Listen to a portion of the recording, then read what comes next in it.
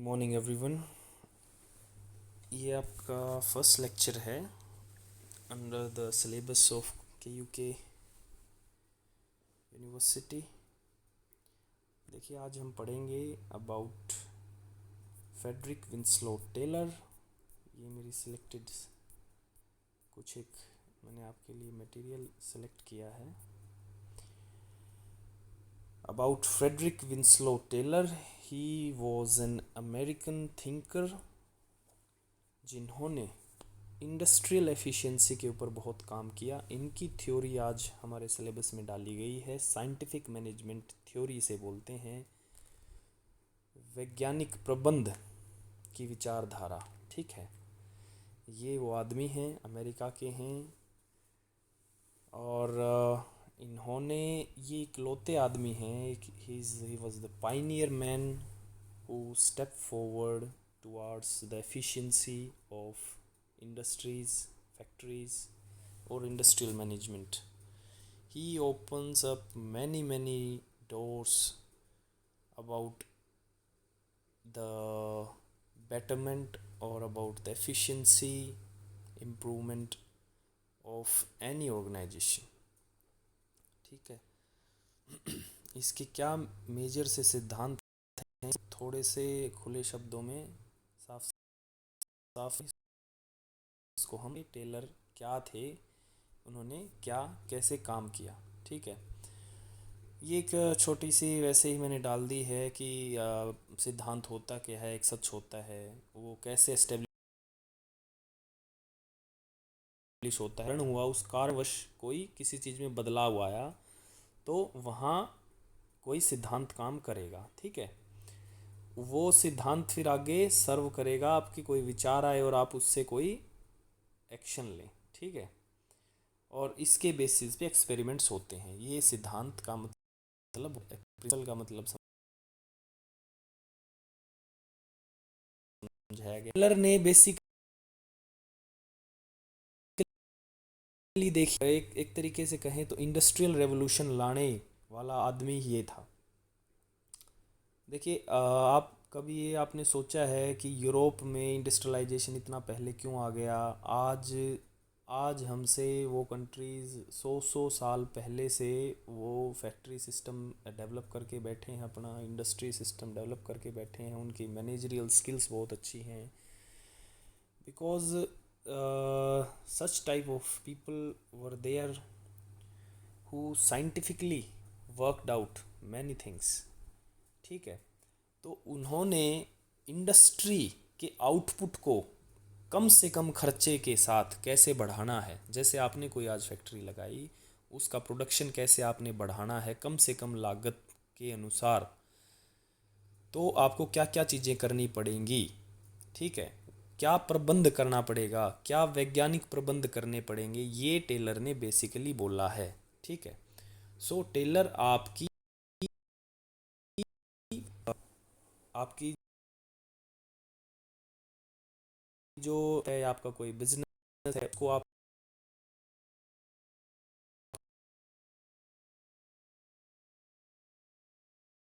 कैसे सिद्धांत दिए, उसमें यही पेपर में लिखने पड़ेंगे आपको। इसे साइंस नोट जरूर उठेगा,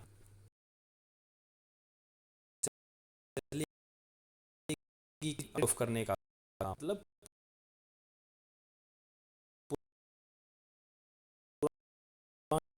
पुराने तरीके होगा। सेकंड, हारमोनी और है मतभेद नहीं होने, अलगाव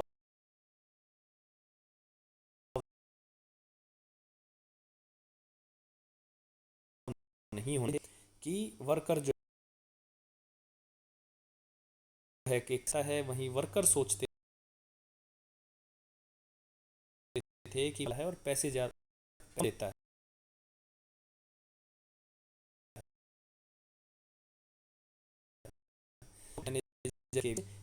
एम्प्लॉय के बीच होनी चाहिए।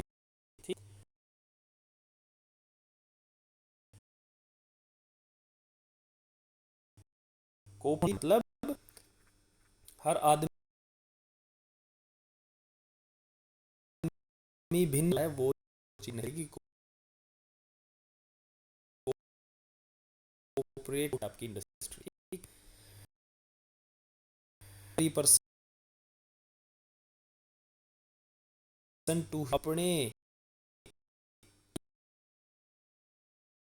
हाईएस्ट पे लेके जाना, ये पूरा पूरा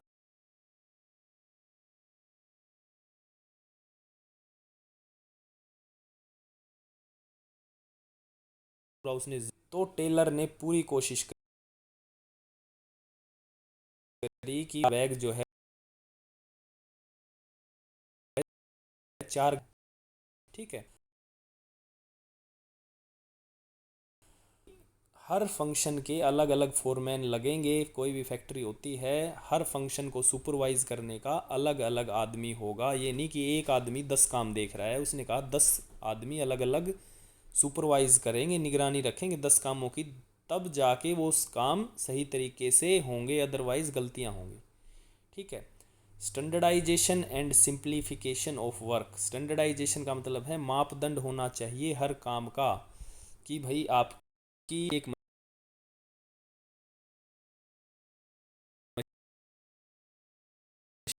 मशीन है 2 घंटा, ये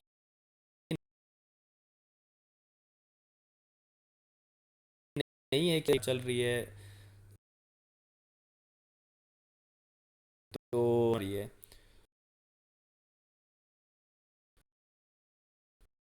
तो ये हर चीज स्पेसिफिक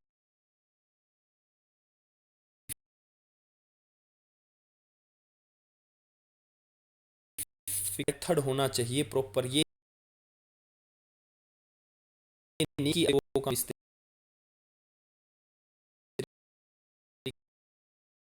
तरीके से काम करने का बना दिया,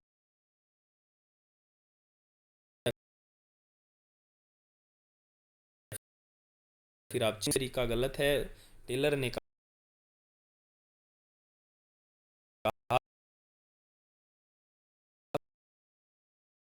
कोई प्रयास करो काम करने से पहले कि पहले मेथड के ऊपर स्टडी करो, तब आगे जाके काम होगा, ठीक है। Motion study, time study, fatigue study, differential piece wage system, ये मैं आपको समझाऊंगा कि क्या है। Science not the rule of thumb, इसका मेन मतलब था, मैंने बताया आपको,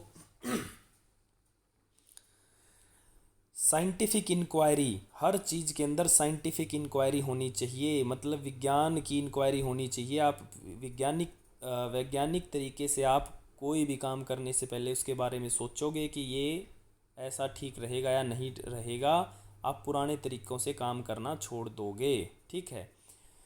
उसने कहा कोई भी काम करने का एक आप वर्ड लिख लिए, वन बेस्ट वे, टेलर ने हमेशा एक चीज़ के ऊपर फोकस रखा, one best way of doing a work, एक पर्टिकुलर तरीका होना चाहिए काम करने का जो सबसे बेस्ट हो, उसी के ऊपर काम करते रहो और हमेशा उसी को यूज़ करो, ठीक है। हारमनी नोट डिस्कॉर्ड मैंने समझा दिया, मैनेजर्स और वर्कर्स के बीच हारमनी होनी चाहिए, उनके बीच कंप्लीट यूनियन होनी चाहिए, अदरवाइज़ क्या होगा, वर्कर्स स्ट्राइक कर सकते हैं, वर्कर्स आपसे नाराज़ रह सकते हैं, वो आपका जो है पैसे बर्बाद कर सकते हैं, वो आउटपुट ज़्यादा नहीं देंगे, इसको इसमें से आप समझ लो, ठीक है। आपकी हेडिंग यही होनी चाहिए। सो जैसे कि मैनेजमेंट को देखना चाहिए कि टाइमली उनको बोनस दें, वर्कर्स को उनको थोड़ी हॉलीडे दे दें, बीच बीच में उनको रेस्ट दे दें, उनको उनकी प्रमोशन कर दें, ताकि उनके अंदर मोटिवेशन बनी रहे, उनके उनसे लड़ाई ना करें अगर प्रोडक्शन बढ़ानी है तो, ठीक है। कोऑपरेशन नॉट इंडिविजुअलिज्म, ये समझाने की मैंने बता दिया था कि कोऑपरेशन आपको सबको पता है, इंडिविजुअलिज्म क्या होता है आपको सबको पता है, ठीक है। एक सिंपल टर्म है कि वो एक दूसरे की नीड को रियलाइज़ करें, both should realise they that they need each other, उन दोनों की, दोनों ही वर्कर भी और मैनेजर भी रियलाइज़ करें कि दोनों के बिना वो एक दूसरे को एक दूसरे की ज़रूरत है, ठीक है। वर्कर को मैनेजर की ज़रूरत है पैसे के लिए और मैनेजर को वर्कर की ज़रूरत है काम निकलवाने के लिए, सो कोऑपरेशन से बात बनेगी, आई रिस्पेक्ट वी रिस्पेक्ट, ठीक है। ये कोऑपरेशन का एक लोगो था। Development of each and every person to his greatest efficiency, अपने एक आदमी मैक्सिमम कितना दे सकता है। मैंने बताया कि एक आदमी 8 घंटे में 1000 बैग मान के चलो बना सकता है, या 8 घंटे में एक आदमी जो है 800 बुक्स बाइंड कर सकता है। कोई भी चीज़ वो कर सकता है, या चेयर बना सकता है, या कोई भी any any piece of work वो करता है 5 घंटे में, 6 घंटे में। तो मैक्सिमम कितना कर सकता है, उसी मेथड को फॉलो करो, ठीक है। और मैक्सिमम उस लेवल पे लेके जाओ जहाँ पे वो सेचुरेट हो जाए, उसकी काबिलियत बिल्कुल तत्पर आ जाए, ठीक है। इसके लिए उसने बताया कि वर्कर्स की ट्रेनिंग बहुत ज़रूरी है। ट्रेनिंग करना उनका बहुत ज़रूरी है ताकि कार्य कुशलता बढ़ाई जा सके काम में। बिना कार्य कुशलता बढ़ाए काम को मत करो, ठीक है। टेलर ने कहा था काम को जैसे तैसे करने का कोई तरीका नहीं है। काम को एक तरीका होना चाहिए काम का, जो कि वन बेस्ट वे, मैंने कहा था वन बेस्ट वे वर्ड लिखने ना। उस टेलर ने हमेशा इसी चीज़ पे काम किया है, वन बेस्ट वे क्या होगा, ठीक है। काम करने से पहले वो रिसर्च करता था उस चीज़ पे कि सबसे अच्छे तरीके से ये काम कैसे होगा, कि भाई इसमें ईंधन भी कम लगे, इसमें वर्कर्स भी कम लगे, इसमें हमारी बिजली भी कम लगे, इसमें हमारा रॉ मटेरियल भी कम लगे, और ज़्यादा से ज़्यादा हम चीज़ों को प्रोड्यूस भी कर पाएँ। मान के चलो आप बोतल बनाने की आपकी फैक्ट्री है, या आपकी बैग बनाने की फैक्ट्री है, या चेयर बनाने की फैक्ट्री है, तो आप कम से कम प्लास्टिक यूज़ कर पाएँ, कम से कम बिजली लगे आपकी, कम कम से कम आपको वर्कर्स को वेज देनी पड़े, और फिर आप मैक्सिमम प्रोड्यूस कैसे ले लें, ठीक है। फंक्शनल फोरमैनशिप की कोई भी काम है, हर एक काम के लिए अलग सुपरवाइज़र होना चाहिए जो कि उसे बीच बीच में चेक कर सके, ठीक है। चलो, standardisation and simplification of work मैंने बताया था। Standardisation refers the process of setting standards for every business, की एक मापदंड होना चाहिए, ठीक है। एक स्टैंडर्ड होना चाहिए, जैसे कि आप कोई भी खाने की चीज़ें लेते हो उस पे स्टैंडर्ड लिखे होते हैं कि भाई इसके अंदर इतना फैट है, इतनी कैलोरी है, इतने दिन में एक्सपायर हो जाएगा, ठीक। उससे ज़्यादा उसमें नहीं मिलेगी। जो जो चीज़ें उस पैकेट में होती हैं सब उसके ऊपर बाहर लिखी होती हैं, ठीक है। That is standardisation. सिंप्लीफिकेशन का मतलब सबको समझ में आता है। मेथड स्टडी, मैंने कहा कि कोई भी काम करने से एक find out the best way to do the job, best way क्या होना चाहिए, मेथड के ऊपर काम करो कि पहले ये होएगा, फिर वो होगा, फिर इससे ये हो जाएगा, फिर उससे ये हो जाएगा, फाइनली ये हो जाएगा। टेलर ने मेथड के ऊपर काम किया। फिर उसने देखिए गति का अध्ययन किया, मोशन स्टडी पे काम किया। वो बेसिकली मिडवेल स्टील प्लांट में काम करता था, जो कि स्टील प्रोडक्शन प्रोड्यूस होती थी वहाँ पे। तो उसने स्टॉप वॉचेस की, मेजरिंग डिवाइसेस की बहुत मदद ली। उसने फाइनली ये निकाल दिया कि भाई यहाँ से मशीन में ये स्टील डला, ये यहाँ से लोहा डला, वहाँ से निकला, इतने समय में निकला, इतने आदमी लगे। उसने गति के ऊपर रिसर्च की, उसने गति का अध्ययन किया, और उसने फाइनली वो नोट डाउन करके लिख दिया कि भाई 15 मिनट के अंदर एक स्टील का पाइप निकल जाता है, या 10 मिनट में निकल जाता है, या 7 मिनट में निकल जाता है। कहने का मतलब ये है कि मेथड के साथ उसने गति का अध्ययन किया। गति क्या होनी चाहिए कोई भी काम करने की, तो आप लिख सकते हो कि इस गति के साथ मैंने 3 घंटे काम किया तो मैंने इतनी प्रोडक्शन निकाली, 6 घंटे काम किया इस गति के साथ तो मैंने इतनी प्रोडक्शन निकाली। कहने का मतलब आपको जो समझना है, इसमें मोशन स्टडी पे एफ.डब्ल्यू. टेलर ने काम किया साइंटिफिकली। फिर टाइम का अध्ययन किया उसने कि कोई भी काम करने के अंदर कितना समय लगता है, ठीक है। उससे ज़्यादा लगेगा तो क्या कॉस्ट बढ़ जाएगी, उससे कम लगेगा तो कितनी और प्रोडक्शन बढ़ जाएगी। तो समय का अध्ययन एफ.डब्ल्यू. टेलर ने किया। फिर उसने फटीक का स्टडी करी। फटीक का मतलब होता है थकान का अध्ययन किया। टेलर ने ये देखा कि भाई स्टार्टिंग में जो वर्कर काम करते हैं 3 घंटे बहुत अच्छा काम करते हैं, फिर वो उनको रेस्ट चाहिए, और शाम होते होते तो वो बिल्कुल जो है प्रोडक्शन गिरा देते हैं। तो उसने इसको इम्प्रूव करने के लिए क्या, उनको किस टाइम रेस्ट देना है, किस टाइम उनको टी टाइम देना है, कॉफ़ी टाइम देना है, या लंच देना है, ताकि या उनको कैसे उनकी थकान के साथ डील किया जाए, कैसे एक आदमी को न थकते हुए या थकान के बावजूद भी काम कैसे लिया जाए, ये उसने इसके ऊपर भी रिसर्च किया। थकान पे उसने अध्ययन किया, थकान की उसने स्टडी की। ये एफ डब्ल्यू टेलर की एक और जो है अचीवमेंट थी। डिफरेंशियल पीस वेज सिस्टम, देखिए वो फैक्ट्री में काम करता था तो उसने समझा कि भाई पर डे मान के चलो 1,000 रुपये पे आपने कोई आदमी बुला लिया, आप उससे कोई भी काम करवा रहे हो। उसके बाद उसने क्या किया, वो दिन में उसे उससे कोई मतलब नहीं है कि आप, उसने उस सिस्टम को चेंज कर दिया। उसने क्या किया कि उसने किया कि आप जितने पीस बनाओगे आप उसी के हिसाब से आपको पैसे मिलेंगे। ठीक है, आपको ये नहीं है कि आप सारा दिन आप बैठ के चले गए और आपके फिक्स पैसे हैं, आपको 1,000 रुपये मिलने ही थे। आपने आपने स्टील के 10 पाइप बनाए तो आपको 10 पाइप के हिसाब से पैसे मिलेंगे। फिर आपने 1,000 पाइप बनाए तो आपको 1,000 पाइप। इससे क्या हुआ, वर्कर के अंदर मोटिवेशन पैदा हुई ज़्यादा काम करने की। ज़्यादा काम करने की मोटिवेशन पैदा करने के लिए देखिए, टेलर का जो मेन फोकस था वो इंडस्ट्रियल आउटपुट को बढ़ाना था। वो वर्कर की साइड बिल्कुल नहीं देखता था।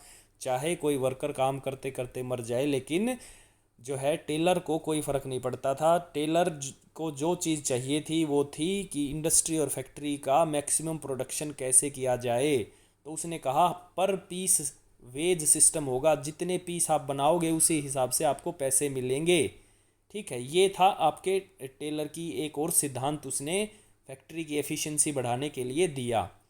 हिंदी में ही मैंने ये डाल दिए हैं। समन्वय का दिया उसने, सहयोग का दिया उसने, प्रशिक्षण दिया कि वर्कर्स को ट्रेनिंग दो, कार्यात्मक फोरमैनशिप दिया। ठीक है, प्रमाणीकरण और सरलीकरण, जो आपकी स्टैंडर्डाइजेशन की हर चीज़ का प्रमाणीकरण कर लो। समय का अध्ययन किया, थकान का अध्ययन किया, टाइम स्टडी, और इसमें मेथड स्टडी आप और डाल लीजिए हिंदी में आपको लिखने के लिए अगर आपको दिक्कत होती है। बाकी आप इतनी हिंदी और इंग्लिश आप कन्वर्ट कर लोगे, ये कोई बड़ी चीज़ नहीं है। So this was it. देखिए बहुत मूलभूत आदमियों में से है ये। इसकी वजह से अमेरिका के अंदर जो है क्रांति आई थी, रिवॉल्यूशन आया था, इंडस्ट्रियल रिवॉल्यूशन आया था। और बहुत सारे जो देश थे उन्होंने इसको अपनाया, इसकी थ्योरीज को अपनाया और बहुत तरक्की करी उस समय में। आज से 100, 150, 200 साल पहले ये बहुत ही कारगर था। आज आज भी कहीं ना कहीं हर फैक्ट्री के अंदर कोई ना कोई सिद्धांत टेलर का काम करता है। आप भी देखोगे ये, आप भी ये सब इसके बारे में महसूस करोगे कि how authentic this person was. लेकिन इसके कुछ एक जो क्रिटिक्स हैं जो इसके डिसएडवांटेज बताते हैं, वो सिर्फ ये था कि ये वर्कर की साइड को बिल्कुल नहीं देखता था। ये एक इनह्यूमन प्राणी था। ये वर्कर्स को या इंसानों को मशीन की तरह देखता था कि उनको उनसे काम कितना लेना है। जैसे एक मशीन काम करती है दिन रात बिना फीलिंग्स के, बिना इमोशंस के। इसने उसके ऊपर एक एक इंसान को की थकान की भी स्टडी कर डाली, मोशन की भी स्टडी कर डाली, टाइम की भी स्टडी कर डाली। उसके ऊपर सुपरविजन बिठा दिया, उसको जो है उतने ही पैसे दिए जितने वो काम करे, मतलब उसको बांध के रख दिया। बेसिकली उस समय ये बहुत अच्छा था। लेकिन आज के मॉडर्न टाइम्स में ह्यूमन फीलिंग्स की बहुत कदर है, ह्यूमन सेंटिमेंट्स की बहुत कदर है। अगर हम हर कंप्लीटली टेलर को अपना लेते हैं फैक्ट्री सिस्टम में, तो उसके कुछ साइड इफ़ेक्ट्स भी हो सकते हैं, डिसएडवांटेजेस भी हो सकती हैं। So this is it.